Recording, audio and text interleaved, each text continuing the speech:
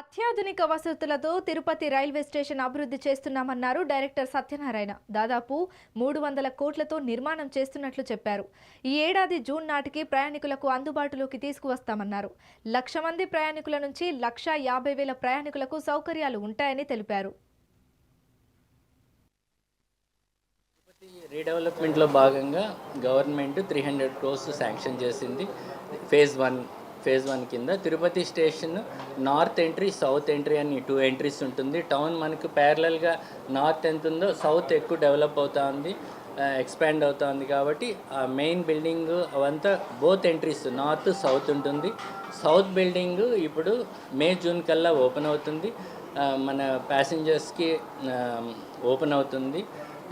అదేవిధంగా north building next year May June కల్లా open అవుతుంది. టోటల్ దాన్ని అంతా కంప్లీట్ అయితే ఫేజ్ 1 అంటారు.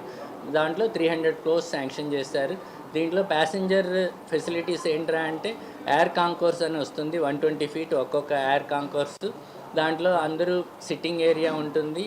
120 feet అంటే స్పేషియస్గా స్టాల్స్ ఉంటాయి, ఫుడ్ ప్లాజాస్, ఫుడ్ కోర్ట్స్ ఉంటాయి, కూర్చోవచ్చు. ట్రైన్ అనౌన్స్ చేసినప్పుడు ఎస్కలేటర్లు, లిఫ్ట్లో వెళ్ళి కన్సర్న్ ప్లాట్ఫామ్కి దిగేసి వెళ్ళొచ్చు.